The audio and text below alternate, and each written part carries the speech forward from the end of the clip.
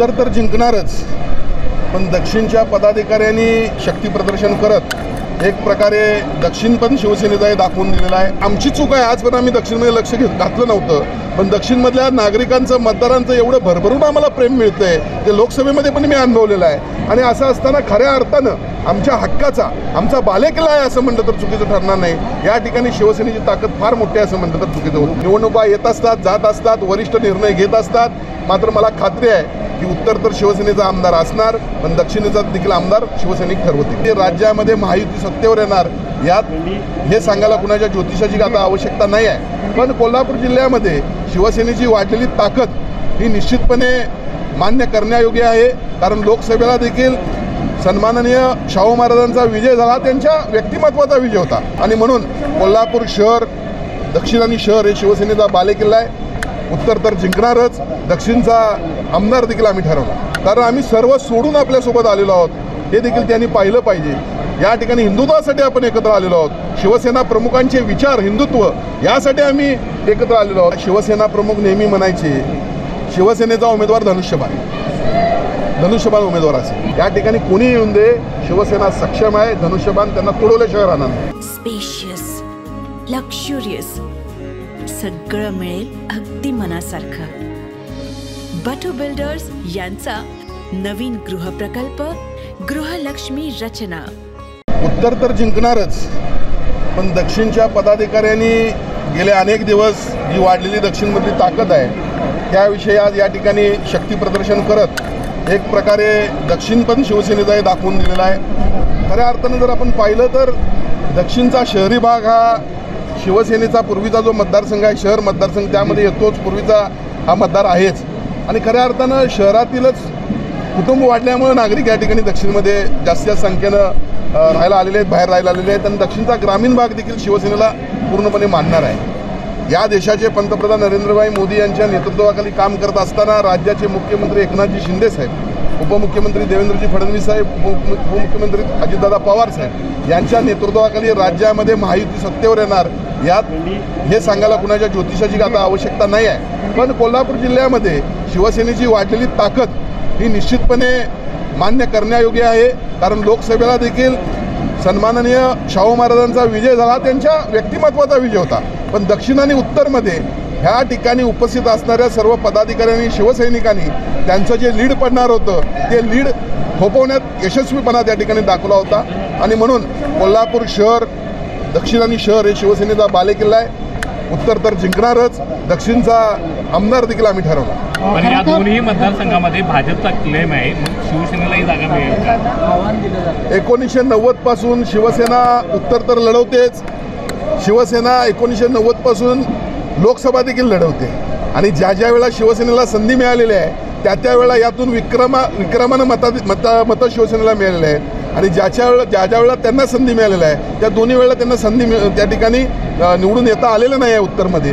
आणि त्यामुळं या ठिकाणी वरिष्ठ योग्य तो निर्णय घेतील. पण निश्चितपणे देश बळकट करण्यासाठी, हिंदुत्वासाठी या ठिकाणी महायुती अभेद्य असेल. महायुतीमध्ये दुधामध्ये मिठाचा खडा पडू नये यासाठी आमचा निश्चित प्रयत्न असेल. खरं तर उत्तरमधनं कृष्णराज महाडिक उभा करण्याचा प्रयत्न सुरू आहे.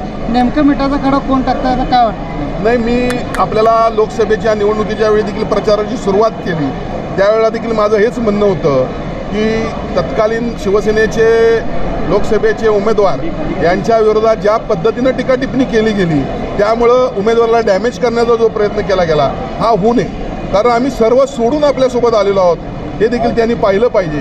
या ठिकाणी हिंदुत्वासाठी आपण एकत्र आलेलो आहोत. शिवसेना प्रमुखांचे विचार हिंदुत्व यासाठी आम्ही एकत्र आलेलो आहोत. असं असताना शिवसेनेच्या उमेदवारांना डॅमेज करणं हे थोडंसं चुकीचं आहे. पण हे वरिष्ठ लेवलवर काही होत नाही आहे. स्थानिक जर कोणी या पद्धतीनं वागत असेल तर निश्चितपणे स्थानिक पदाधिकाऱ्यांनी सर्वच पक्षाच्या, महायुतीच्या त्या ठिकाणी संयम ठेवला पाहिजे. निवडणुका येत असतात, जात असतात, वरिष्ठ निर्णय घेत असतात, मात्र मला खात्री आहे की उत्तर तर शिवसेनेचा आमदार असणार, पण दक्षिणेचा देखील आमदार शिवसैनिक ठरवतील. दक्षिणमध्ये आता वेगळा पर्याय लोक शोधतात असं जाणवते का तुम्हाला? नाही, दक्षिणमध्ये जर आपण पाहिलं तर एकंदरीत शिवसेना ह्या पर्याय अतिशय चांगला आहे आजच्या या मेळाव्यावरून दिसते. कारण आमची चूक आहे, आजपर्यंत आम्ही दक्षिणमध्ये लक्ष घातलं नव्हतं, पण दक्षिणमधल्या नागरिकांचं मतदारांचं एवढं भरभरून आम्हाला प्रेम मिळतंय ते लोकसभेमध्ये पण मी अनुभवलेलं आहे. आणि असं असताना खऱ्या अर्थानं आमच्या हक्काचा आमचा बालेकिल्ला आहे असं म्हटलं तर चुकीचं ठरणार नाही.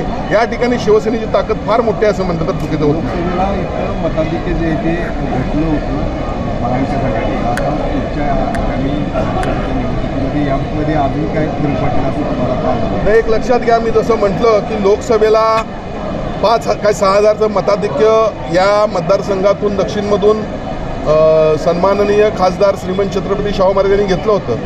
पण दक्षिणमध्ये आणि उत्तरमध्ये दोन्हीमध्ये मिळून 1 लाखाच्या वरचं मताधिक्य त्यांना अपेक्षित होतं, पण दोन्ही मिळून 20,000चं मताधिक्य मिळालं. हे जरी असलं तर ते त्यांच्या व्यक्तिमत्वाचं मताधिक्य होतं, ते काँग्रेसचं नव्हतं. हे देखील लक्षात ठेवलं पाहिजे. आणि म्हणून श्रीमंत छत्रपती शाहू महाराजांचं मताधिक्य 1 लाखाचं 20,000 कमी करायला देखील आम्ही यशस्वी हे शिवसैनिक ठरलेले आहेत. शिवसैनिक ठरलेले आहेत.